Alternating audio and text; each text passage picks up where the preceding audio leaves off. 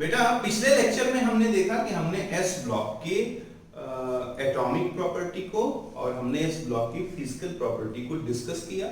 उसमें कई सारी इंपॉर्टेंट बातें निकली, जैसे ग्रुप वन का डेंसिटी, ग्रुप टू का बॉइलिंग पॉइंट और मेल्टिंग पॉइंट, एक्सेप्शनल केसेस हैं, इनको ध्यान रखना पड़ता है। कैसे ध्यान रखा जाएगा ये भी मैंने आपको सिखाया। अब आज के लेक्चर में मैं एस ब्लॉक के केमिकल प्रॉपर्टी को डिस्कस करना चाहता हूं, जो कि बहुत ही ज्यादा इंपॉर्टेंट है और बहुत ही ज्यादा अटेंशन की जरूरत है, तभी जाकर काम बन पाएगा। अगर केमिकल प्रॉपर्टी की बात की जाए तो हम ग्रुप वन और ग्रुप टू के एक तरह की केमिकल प्रॉपर्टीज को कोशिश करेंगे एक तरह से डिस्कस करने का। बेटा सबसे पहले हम बात कर देते हैं reaction with oxygen and nitrogen. Very important, यहां भी हम बात करेंगे किसकी? Reaction with oxygen and nitrogen.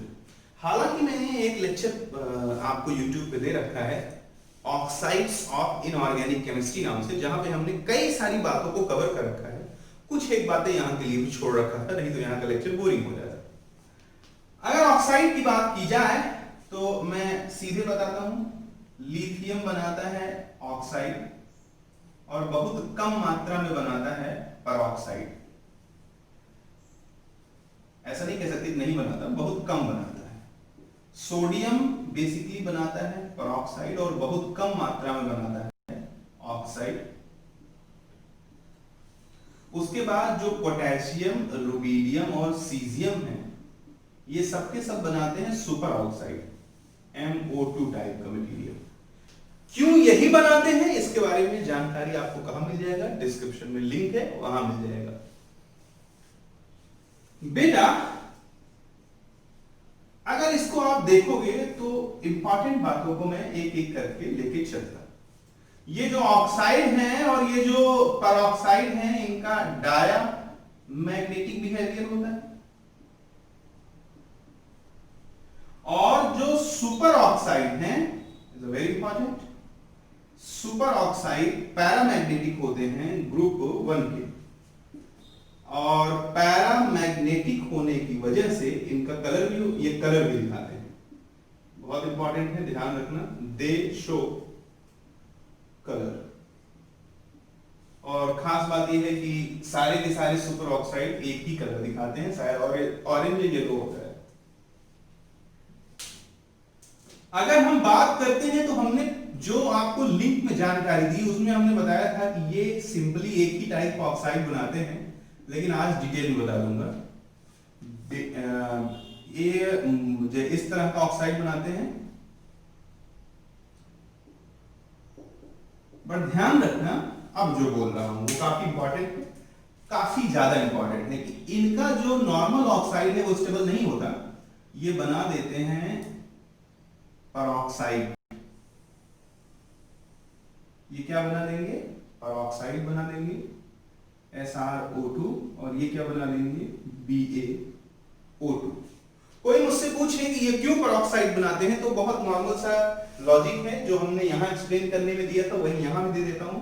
आपको थोड़ी जानकारी बता देता हूं कि कोई भी जो कंपाउंड बनता है बेटा, वो इलेक्ट्रिकली न्यूट्रल रहना चाहता है। तो ध्यान देना कि जब हम बेरिलियम, मैग्नीशियम, कैल्शियम, स्ट्रोंशियम और बेरियम पे जा रहे हैं तो सब पे +2 चार्ज है, और नीचे जाने पर साइज क्या हो रही है? बढ़ रही है। तो यहाँ चार्ज डेंसिटी क्या हो गई? कम हो गई कि नहीं हो गई? अब एक बार O पे -2 है, यहाँ O2 पे -2 है, तो ऑक्साइड पे तो ठीक ठाक चार्ज डेंसिटी है, और ऑक्साइड पे ऑक्साइड की तुलना कम चार्ज डेंसिटी है। तो कम चार्ज डेंसिटी को न्यूट्रलाइज करने के लिए कम चार्ज डेंसिटी वाले पॉजिटिव चार्ज लगेंगे, और वो कौन कौन है? स्ट्रोंशियम और बेरियम। बहुत ज्यादा मैं एक्सप्लेन यहाँ पे करूंगा तो टाइम जाएगा। मैं आपसे रिक्वेस्ट करता हूँ कि जो डिस्क्रिप्शन में आपको लिंक दी गई है उसको ध्यान से देखें, उसमें आपको डिटेल नॉलेज दी गई है। इतनी बातों में अब सबसे भयंकर बात जो निकल के आएगी, जो आपके लिए जानना 110% जरूरी है, वो क्या है कि इनके जो परऑक्साइड होते हैं ग्रुप 2 के, ये कलर्ड होते हैं। आप तो चौंक जाओगे और आप मुझसे पूछोगे ऐसा क्यों? परऑक्साइड तो सर डायामैग्नेटिक बिहेवियर दिखाते हैं और जब पेरोक्साइड डायमैग्नेटिक बिहेवियर दिखाएंगे सर, वो कलर कैसे हो सकते हैं बेटा? वो कलर इसलिए होते हैं कि आपने जब सॉलिड स्टेट पढ़ा होगा अगर, तो सॉलिड स्टेट में आपने सुना होगा कि metal excess defect due to anionic vacancy, NaCl जो कलर देने का रीजन है, तो क्योंकि क्रिस्टल डिफेक्ट पाया जाता है। कौन सा क्रिस्टल डिफेक्ट? वो मैंने आपको बताया जो NaCl में पाया जाता है, यानी कि metal excess due to anionic vacancy. बहुत डिटेल में पढ़ा दूंगा कभी सॉलिड स्टेट पढ़ाऊंगा तो क्रिस्टल डिफेक्ट की वजह से एफ सेंटर वगैरह अगर सुने होगे तो उसी में पाया जाता है। क्रिस्टल डिफेक्ट की वजह से कलर पाया जाता है किसमें? पेरोक्साइड्स में। कौन सा crystal defect? Metal excess due to anionic vacancy. Explain भी कर सकता हूं, लेकिन यहां मैं आपको बताने नहीं जा रहा हूं, या आप कहो तो मैं बहुत तेजी के साथ बता देता हूं। देखो, अगर हम किसी भी इसको मेटल ऑक्साइड को, इनके मेटल पेरोक्साइड को हीट करते हैं, यानी कि स्ट्रोंशियम और बेरियम को, इन्हीं के प्रेजेंस में, यानी स्ट्रोंशियम है तो स्ट्रोंशियम के प्रेजेंस में और बेरियम है तो बेरियम के प्रेजेंस में, तो बहुत जल्दी जल्दी बोलूंगा, ध्यान से सुन लेना। तो इनके वेपर के प्रेजेंस में जब हम हीट करते हैं तो इनका वेपर इनके क्रिस्टल पे क्या हो जाता है? डिपॉजिट हो जाता है। डिपॉजिट हो जाएगा तो हमेशा तुमने एक बात सुनी है जिसको बोलते हैं diffusion, flow of anything from higher concentration to lower concentration. तो अंदर में ऑक्साइड आयन ज्यादा है और बाहर ऑक्साइड आयन है ही नहीं, बाहर मेटल है, तो ऑक्साइड आयन डिफ्यूज कर जाएगा बाहर। जैसे डिफ्यूज करेगा तो जहां से निकलेगा वहां एम्प्टी प्लेस छोड़ेगा कि नहीं छोड़ेगा? और इस मेटल जो कि मेटालिक फॉर्म में है, तो ऑक्साइड आयन से बंधने के लिए 2 इलेक्ट्रॉन रिलीज करेगा, नहीं रिलीज करेगा?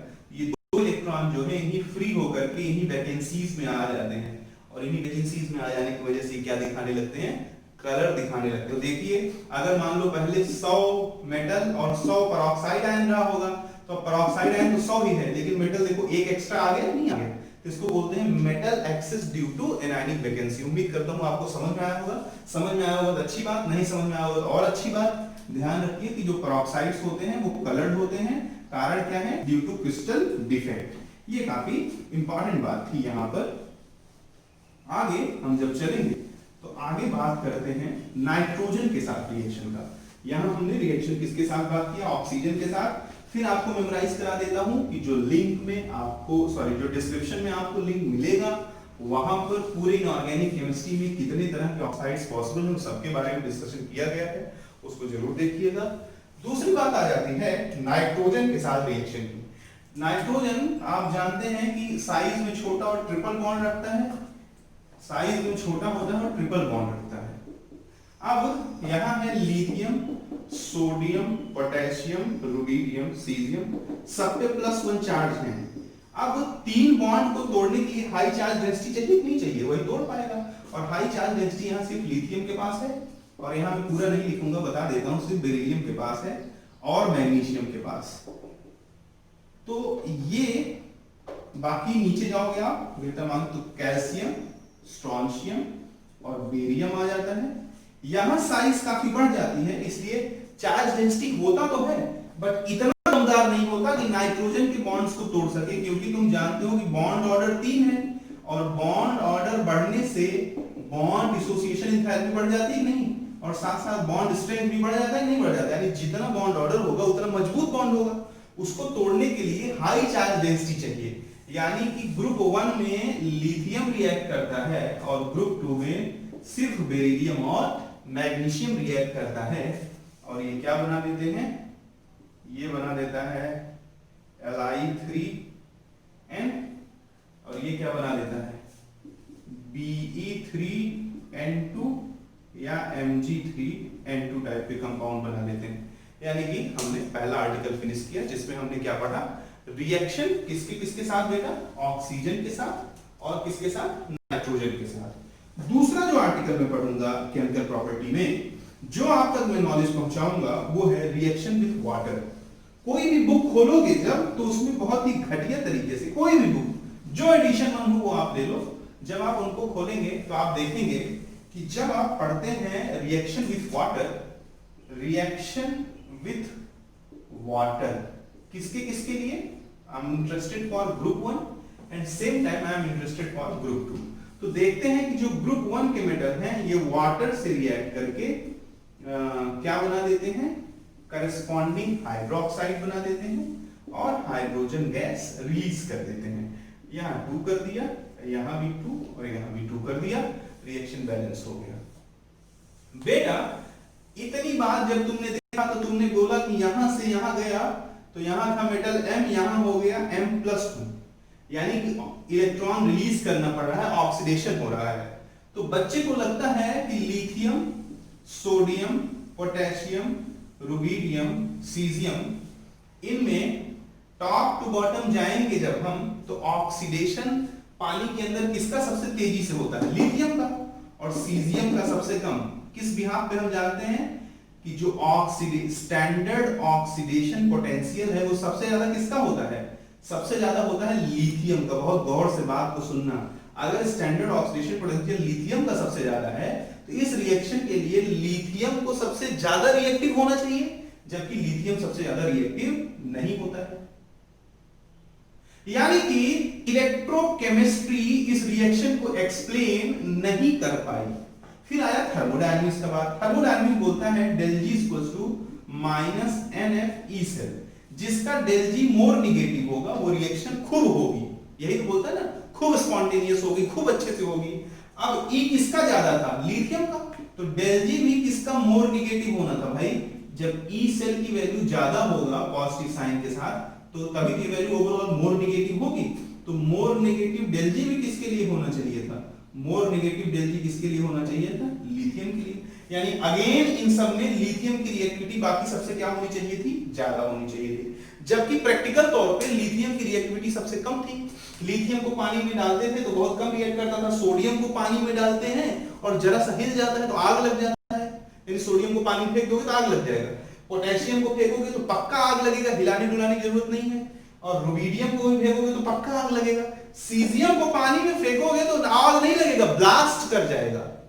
अब ब्लास्ट कर जाएगा यानी कि टॉप टू बॉटम जाने पर पानी के साथ रिएक्टिविटी बढ़ रही थी, जबकि यहां ना तो इलेक्ट्रोकेमिस्ट्री इस बात को एक्सप्लेन कर पा रहा था कि क्यों, और ना ही थर्मोडायनामिक्स इस बात को एक्सप्लेन कर पा रहा था कि क्यों, क्योंकि इलेक्ट्रोकेमिस्ट्री के बिहाफ पर जिसका ऑक्सीडेशन पोटेंशियल ज्यादा उसे अच्छे से ऑक्सीडाइज होना चाहिए, यानी लिथियम का रिएक्टिविटी ज्यादा होना चाहिए, और साथ साथ थर्मोडायनामिक्स के बिहाफ पर जिसका del G मोर नेगेटिव वो रिएक्शन अच्छे से करना चाहिए। तो del G -NF E cell होता है। अब E सेल किसका ज्यादा था, लिथियम का, तो लिथियम का del G भी मोर नेगेटिव होना चाहिए था। यानी according to thermodynamics and according to electrochemistry lithium को ज्यादा रिएक्टिव होना चाहिए था, लेकिन प्रैक्टिकल तौर पे लिथियम रिएक्टिव सबसे कम था। इस बात का जवाब कौन देगा, इस बात का जवाब मैं आपको दूंगा। बेटा अभी थोड़ी देर पहले आपने पढ़ा था कि जो मेल्टिंग पॉइंट होता है वो लिथियम का सबसे ज्यादा, फिर सोडियम, फिर पोटेशियम, फिर रुबिडियम, फिर सीजियम।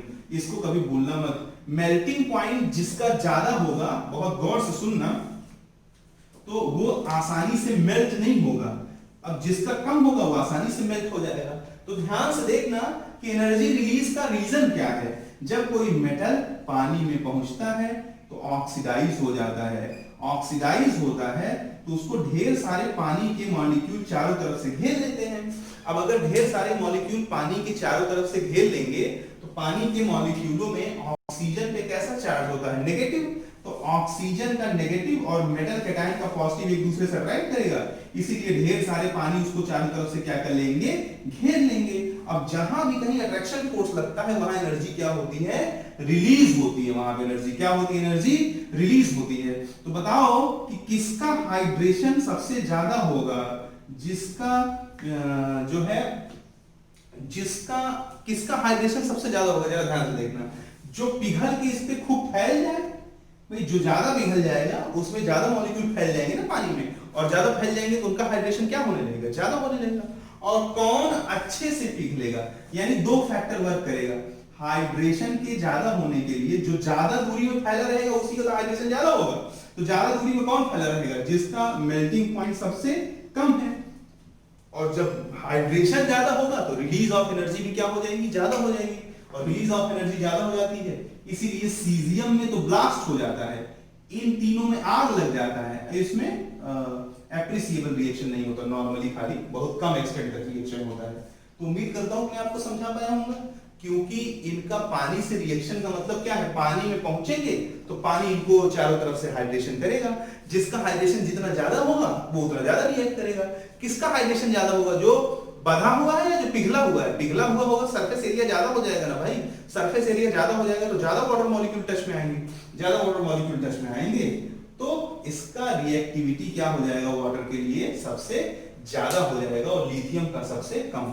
उम्मीद करता हूं कि मैं आपको कुछ समझा पाया हूं। किसी भी तरह का क्रॉस क्वेश्चन हो तो आप मुझे मेरे नंबर पे कॉल करके भी डिस्कस कर सकते हैं और चाहे तो आप मुझे उसमें कमेंट भी कर सकते हैं। बेटा इसको यानी कि अगर मैं बात करूं रिएक्टिविटी की तो लिथियम का सबसे कम, फिर सोडियम, फिर पोटेशियम, फिर रुबीडियम, फिर सीजियम। ध्यान रखना सीजियम पानी में पहुंचता है तो ब्लास्ट हो जाता है, क्योंकि उसका मेल्टिंग पॉइंट काफी कम होता है, इसलिए हाइड्रेशन काफी ज्यादा हो जाता है और रिलीज ऑफ एनर्जी इतनी ज्यादा हो जाती है कि दब जाता है वो।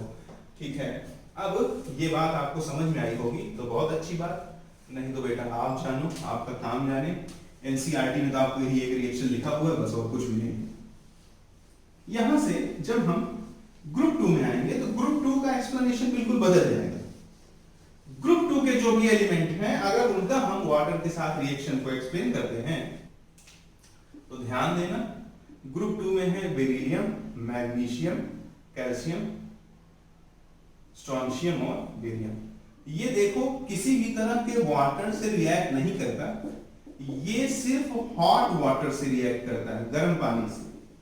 और ये तीनों हॉट और कोल्ड दोनों तरह के पानी के साथ रिएक्शन देते हैं। ध्यान रखिएगा, beryllium is completely inert towards the water, it is a data based thing, completely information and you have to collect it कि बेरिलियम पानी से रिएक्शन नहीं देता है।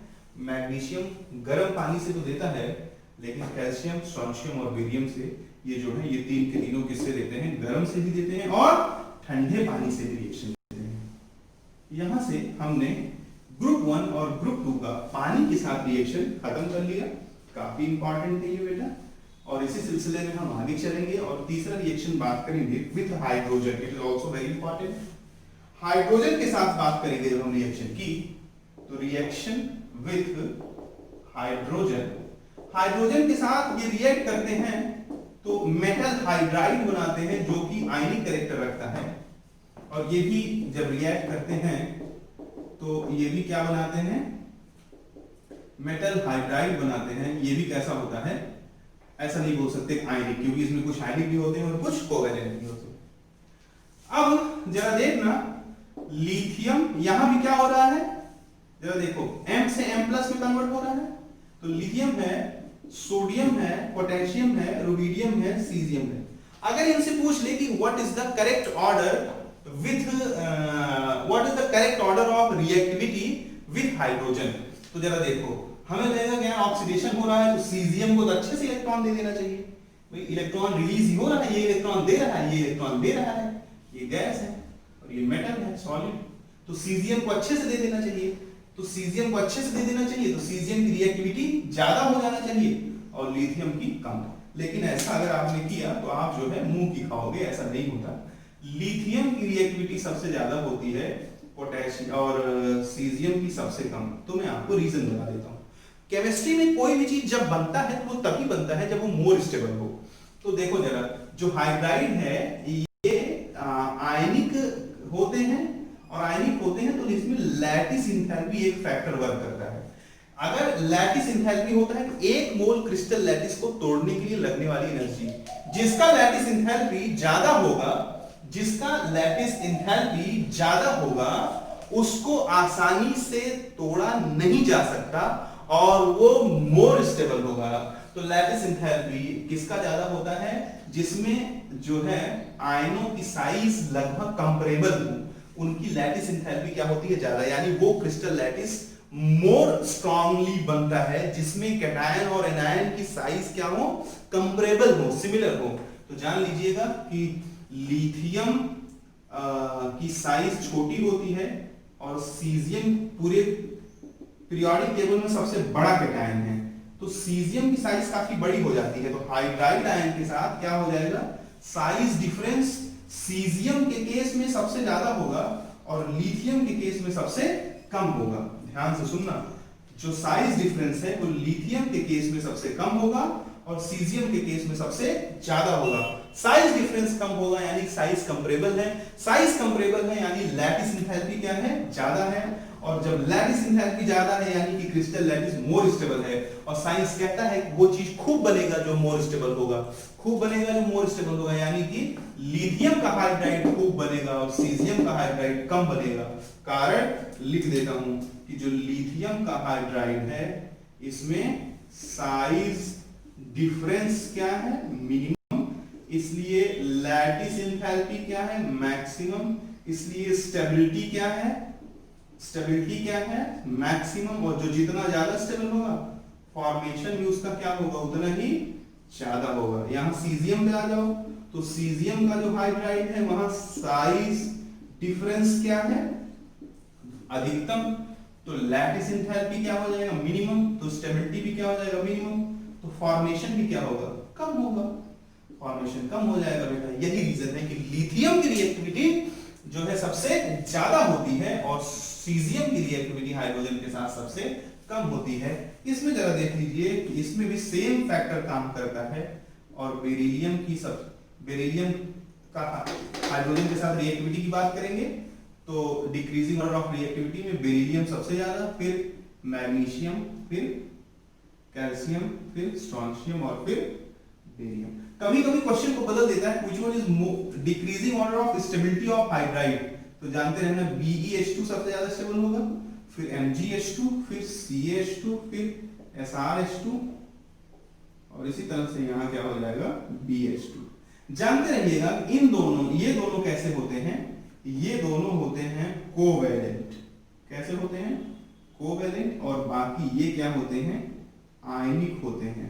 कोवैलेंट में भी मैं इनके बारे में आपको थोड़ी जानकारी दे दूं तो दे फॉर्म डायमर एक्चुअली, और BeH2 ऐसा होता है, जरा देखें आप, sorry they form polymeric compound BeHH, BeHH, BeHH। अब जरा देख लीजिएगा, ये अपना इलेक्ट्रॉन इससे शेयर कर देता है, ये इससे, ये इससे, ये इससे। इस बॉन्ड से अगर आप परिचित हों तो इन्हें बोला जाता है इलेक्ट्रॉन डिफिशिएंट बॉन्ड। इस पे एक लेक्चर डाल दूंगा। 2 इलेक्ट्रॉन 3 सेंटर, जरा देख लो, 2 इलेक्ट्रॉन है, 1 2 3 सेंटरों में डिस्ट्रीब्यूटेड है। इन्हें 2 इलेक्ट्रॉन 3 सेंटर भी बोला जाता है और साथ साथ इन्हें बनाना बॉन्ड भी बोला जाता है। क्या बोला जाता है, बनाना बॉन्ड भी बोला जाता है। जैसी व्यवस्था आपको दिख रही है बेरिलियम के हाइड्राइड में, ठीक उसी तरह से व्यवस्था आपको किसमें दिखेगी, मैग्नीशियम के हाइड्राइड में। यहाँ आगे ऐसे कर देंगे और यहाँ भी आप इसको आगे कैसे कर देंगे, ये ऐसे कर दीजिए, लो, यानी कि this change is left side and right side is continuously going on. तो जैसा बेरिलियम का हाइड्राइड था सेम इसी तरह से कैसा किसका हाइड्राइड हो जाएगा बेटा, मैग्नीशियम का हाइड्राइड हो जाएगा। काफी इंपॉर्टेंट बातों में से एक है और उम्मीद करता रहूंगा मैं आपको कि आपको ये समझ में आ रहा है। बेरिलियम और मैग्नीशियम के हाइड्राइड की हमने बात कर डाली। अब जानते रहिएगा, एक बार बोल देता हूं, लिखूंगा नहीं, कि हाइड्राइड्स जो है पानी के साथ जब रिएक्ट करते हैं तो हाइड्रोक्साइड फॉर्म करते हैं और साथ साथ क्या बना देते हैं बेटा, हाइड्रोजन गैस बना देते हैं।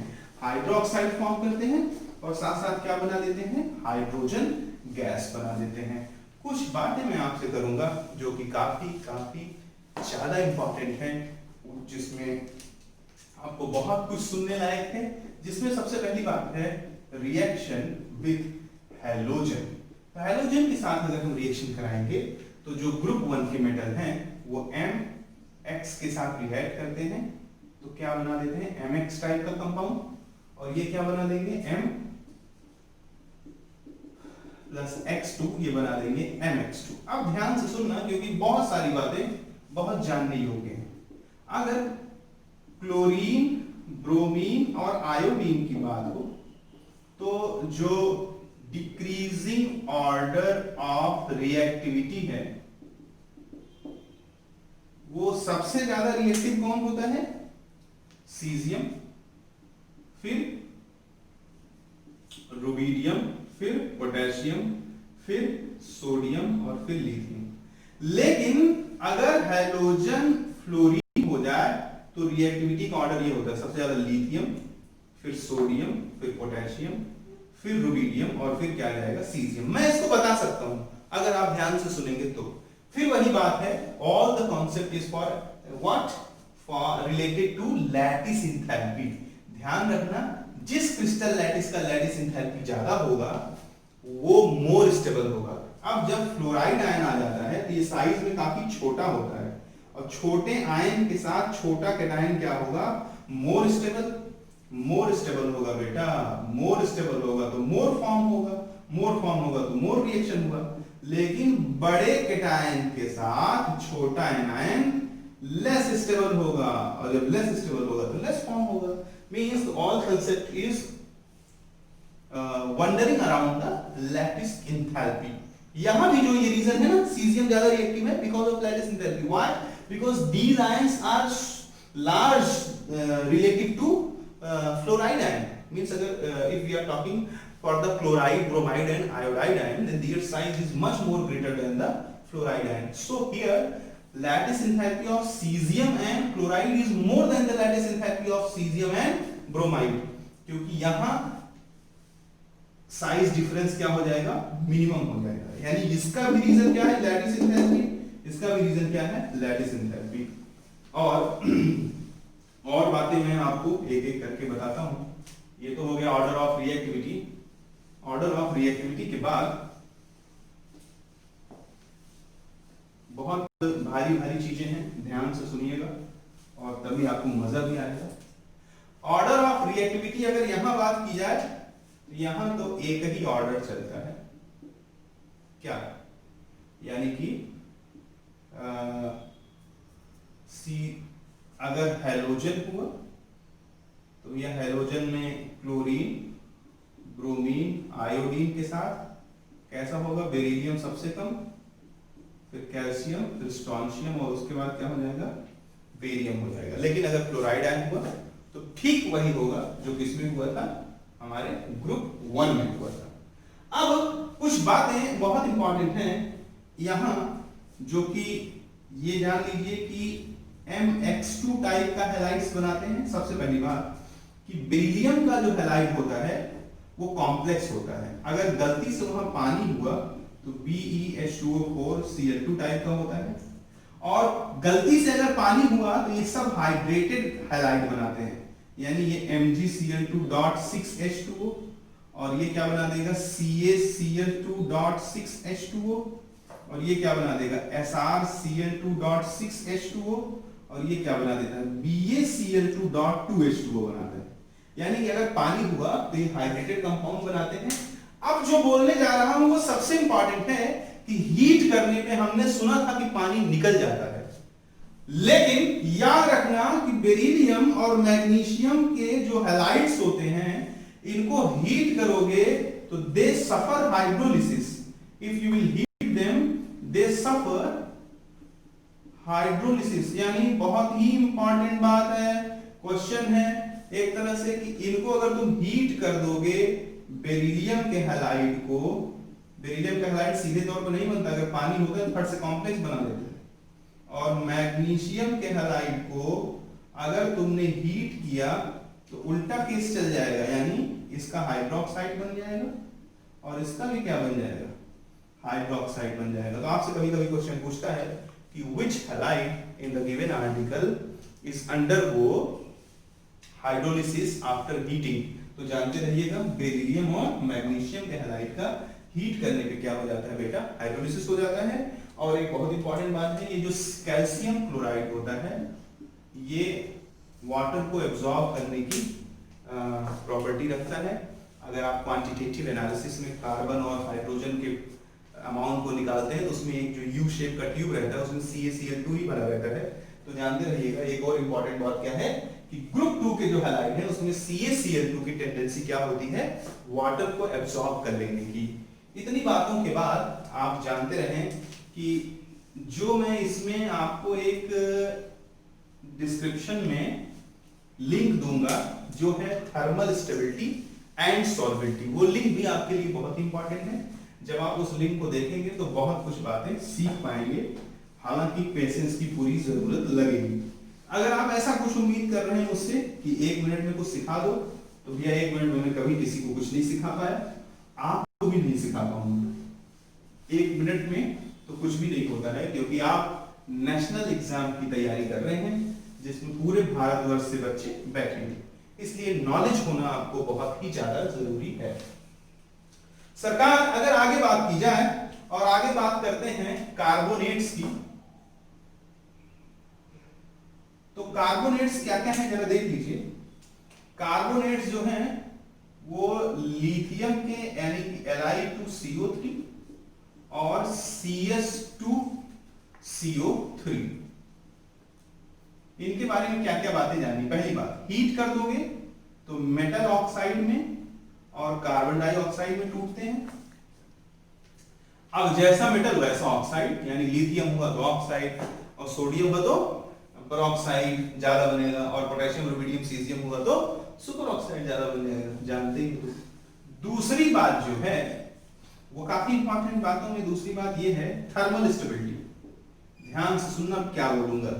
कभी भी थर्मल स्टेबिलिटी पता करनी हो सिर्फ एक बात नहीं 2 बात चेक करो, एनायन पॉलीएटॉमिक है या मोनोएटॉमिक। तो यहाँ पे एनायन पॉलीएटॉमिक है। पॉलीएटॉमिक होगा तो बड़ा होगा, बड़ा होगा तो बड़ा एनायन के साथ बड़ा कैटायन स्टेबल होगा, यानी कि सीजियम का जो कार्बोनेट होगा वो लिथियम के कार्बोनेट से ज्यादा स्ट्रांगली बना होगा। तो थर्मल स्टेबिलिटी में लिथियम का जो कार्बोनेट होगा उसकी सबसे कम होगी और सीजियम के कार्बोनेट की सबसे ज्यादा होगी। फिर से सुन लो, दुनिया में कहीं भी थर्मल स्टेबिलिटी पूछे तो चेक करो कि एनायन पॉलीएटॉमिक है या मोनोएटॉमिक है। पॉलीएटॉमिक हुआ तो बड़ा होगा, बड़े एनायन के साथ बड़ा कैटायन मोर स्टेबल होता है, यानी कि नीचे की तरफ जाओगे तो थर्मल स्टेबिलिटी बढ़ जाएगी। उम्मीद करता हूं आपको समझ में आया होगा। नहीं समझ में आया इससे अच्छा कोई तरीका नहीं है दुनिया में। तीसरी बात है सॉल्बिलिटी। सॉल्बिलिटी बड़ी खतरनाक चीज है, फिर भी मैं सम अप कर देता हूं। ध्यान रखना सॉल्बिलिटी में तुम्हें 2 चेक लगाने हैं। पहला चेक है कि कहीं R एनायन R कैटायन से बहुत बड़ा तो नहीं। ऐसी स्थिति में सॉल्बिलिटी टॉप टू बॉटम जाने पर क्या हो जाती है, कम हो जाती है। ऐसी स्थिति में सॉल्बिलिटी टॉप टू बॉटम जाने पर कम हो जाती है।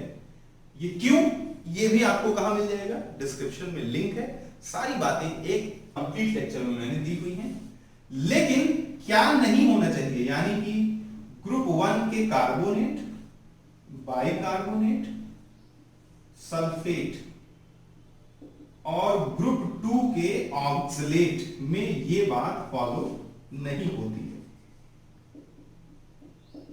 क्या नहीं होती कि एनायन कैटायन से काफी बड़ा हो तो टॉप टू बॉटम जाने में सॉल्बिलिटी घटने के बजाय सॉल्बिलिटी क्या हो जाती है, बढ़ जाती है। यही रीजन है कि Li2CO3 की सॉल्बिलिटी सबसे कम और CS2CO3 की सॉल्बिलिटी क्या हो जाएगी, सबसे ज्यादा हो जाएगी। इनका कोई जवाब नहीं है, प्रैक्टिकल बात है ये। इसके पीछे जवाब है, इसका ये एक्सेप्शन है, यानी कि अगर R एनायन R कैटायन से बहुत बड़ा होता है तो टॉप टू बॉटम जाने पर सॉल्बिलिटी क्या होती है, कम होती है, और टॉप टू बॉटम जाने पर सॉल्बिलिटी क्या हो जाएगी, कम हो जाएगी। तो इसका एक्सेप्शन नहीं है। एनायन बड़ा हो कैटायन से तो ग्रुप 1 के कार्बोनेट, बाइकार्बोनेट, सल्फेट और ग्रुप 2 के ऑक्सलेट में टॉप टू बॉटम जाने की सॉल्बिलिटी क्या हो जाती है बेटा, बढ़ जाती है। और सॉल्बिलिटी में जो दूसरा चेक लगता है वो बहुत ही सिंपल है। अगर R एनायन लगभग बराबर हो किसके, R कैटायन, तो टॉप टू बॉटम जाने पर सॉल्बिलिटी क्या हो जाती है, बढ़ जाती है। ये भी वायलेट करती है कहां कहां, ग्रुप 1 के क्लोराइड, ब्रोमाइड और आयोडाइड में। कैसे वायलेट करती है, डिस्क्रिप्शन में दिए गए लिंक में इसकी भी जानकारी आपको बहुत डिटेल में मिल जाएगी। बेटा यहां से हमने ग्रुप 1 के कार्बोनेट के कितनी चीजों के बारे में बात कर दिया, यहां से हमने ग्रुप 1 के कार्बोनेट के हीट करने में क्या बनेगा, थर्मल स्टेबिलिटी, और इसके साथ साथ सॉल्बिलिटी की बात की। तो मेरी पूरी जिम्मेदारी है कि भैया ग्रुप 2 के लिए भी ये बातें मैं करूं। ग्रुप 2 जो बनाता है वो BeCO3 से लेकर के BaCO3 टाइप का कार्बोनेट बनाएगा। पहली बार हीट करोगे तो करस्पॉन्डिंग मेटल ऑक्साइड और कार्बन डाइऑक्साइड बन जाएगा। Number 2, thermal stability same concept चलेगा, यानी BeCO3 का सबसे कम और BaCO3 का सबसे ज्यादा होगा। बीच में बार बार नहीं लिख रहा हूं, तुम सोचो है ही नहीं, बीच में भी है। तीसरा बात जो है वो है सॉल्युबिलिटी। तो सॉल्युबिलिटी में याद रखना कि अगर एनायन कैटायन से बहुत बड़ा होता है तो टॉप टू बॉटम जाने पर सॉल्युबिलिटी क्या होती है, घटती है। केवल क्या नहीं होना चाहिए, ग्रुप 1 के कार्बोनेट, बाइकार्बोनेट, सल्फेट और ग्रुप 2 के ऑक्सलेट नहीं होना चाहिए। तो सॉल्युबिलिटी की बात की जाए तो टॉप टू बॉटम जाने पर सॉल्युबिलिटी क्या हो जाएगी बेटा, सॉल्युबिलिटी घट जाएगी। यानी कि Be, बहुत ध्यान देने की बात है, ध्यान रखना। सॉल्युबिलिटी दुनिया पूरे जीवन पागल बनती है, याद रखना ये बात। BaCO3 ऐसा आपको कोई कुछ फिक्स बातें नहीं दे पाएगा जिसके बिहाफ पे तुम सॉल्युबिलिटी और थर्मल स्टेबिलिटी निकाल सको। मैं इस बात का दावा करता हूं कि आप डिस्क्रिप्शन में दिए गए लिंक को देखें और मेरी बात को ध्यान से सुने तो 3 बातों में सॉल्युबिलिटी का खेल खत्म कर देता हूं और 2 बातों में थर्मल स्टेबिलिटी का खेल खत्म कर देता हूं। वो 3 बातें क्या हैं, कहीं एनायन कैटायन से बहुत बड़ा तो नहीं, अगर है तो उसका एक्सेप्शन क्या है, और अगर कैटायन एनायन के बराबर है तो क्या होगा। थर्मल स्टेबिलिटी में कहीं एनायन पॉलीएटॉमिक तो नहीं, अगर एनायन पॉलीएटॉमिक होगा तो जो है टॉप टू बॉटम जाने पर थर्मल स्टेबिलिटी बढ़ती है, अगर मोनोएटॉमिक होता है टॉप टू बॉटम जाने पर थर्मल स्टेबिलिटी घटती है। इतनी बातों में आपको बहुत कुछ जानने को मिल जाता है। बेटा कार्बोनेट की बात हो गई तो कार्बोनेट के बाद अब शुरू हो जाएगा बाइकार्बोनेट। बाइकार्बोनेट में 2 बातें जानने के योग्य हैं, जानने के काबिल हैं। वो 2 बातें क्या हैं ये आप गौर से सुने और जाने। जो सरकार ग्रुप 1 का बाइकार्बोनेट में जो लिथियम बाइकार्बोनेट है इसका फिजिकल स्टेट जो होता है लिक्विड होता है, वेरी इंपॉर्टेंट। दूसरा कि सोडियम के बाइकार्बोनेट में हाइड्रोजन बॉन्डिंग होती है और लीनियर पॉलीमर बनता है। बाकी पोटेशियम, रुबीडियम और सीजियम के बाइकार्बोनेट में हाइड्रोजन बॉन्डिंग होती है और डायमर बनता है। ये एक्सप्लेन करने के लायक बातें हैं। अब मैं इसको एक्सप्लेन कर देता हूं। यहां क्या होता है जरा देख लीजिए। हम जानते हैं कि HCO3 माइनस का स्ट्रक्चर होता कैसे होगा। अभी ग्रुप 2 की बात नहीं कर रहा हूं, ग्रुप 1 की बात कर रहा हूं। तो HCO3 का स्ट्रक्चर मेरी जानकारी से तो ऐसा होता है भाई, O माइनस, ये है स्ट्रक्चर HCO3 माइनस का। अब जरा देखिए एक H यहां, इसी तरह से C double bond OH, O minus, तो इसका माइनस इसके हाइड्रोजन के साथ क्या कर देता है, हाइड्रोजन बॉन्डिंग कर देता है और ऐसे लीनियर चेन बनती चली जाती है। किसमें, सोडियम के बाइकार्बोनेट में। ध्यान रखना सोडियम के बाइकार्बोनेट में जो हाइड्रोजन बॉन्डिंग होती है उसमें एक लीनियर चेन बनती चली जाती है। लेकिन पोटेशियम, रुबीडियम, सीजियम में डायमर बनता है। डायमर कैसे बनता है, ऐसे बनता है O minus OH, C double bond O, OH, O minus. ये माइनस चार्ज है, ध्यान दीजिएगा। ये यहाँ पे हाइड्रोजन बॉन्डिंग कर देगा। क्यों करता है ये सब मैं बताऊंगा नहीं, आप जानते होंगे। जहां पर hydrogen more electronegative element, nitrogen, oxygen और फ्लोरीन से बना होता है, वहां हाइड्रोजन बॉन्डिंग होती है। हाँ, ये पूछ सकते हो कि यहाँ क्यों लीनियर, यहाँ क्यों डायमर। तो देखो ये जो इनके बीच की जगहें हैं ना, ऐसे देखो ये जो जगह बन रही ना, इसमें आके मेटल बैठता है। तो जैसे नीचे जाओगे साइज बढ़ेगी, साइज बढ़ेगी तो इनके बीच में आके इनको तोड़ देगा और इनको तोड़ देगा तो क्या हो जाएगा, ये अलग हो जाएंगे। यानी कि लीनियर चेन नहीं बन पाएगी, क्योंकि जो हाइड्रोजन बॉन्डिंग हो रहा है इसी वैकेंट स्पेस में ही आके मेटल बैठता है। जैसे यहाँ आकर के अगर मेटल बैठेगा तो जैसे जैसे बड़ा होता जाएगा तो इनको तोड़ देगा, नहीं तोड़ देगा। तो सोडियम के बाद वाले मेटल इतने बड़े हो जाते हैं कि इसको तोड़ देते हैं, इसलिए डायमर बना देता है। और सोडियम में क्या बन जाता है बेटा, सोडियम में सरकार बन जाता है पॉलीमर। इसी तरह से हम अब बात करेंगे ग्रुप 2 के बाइकार्बोनेट का। हमने ग्रुप 1 के बाइकार्बोनेट के बारे में जाना।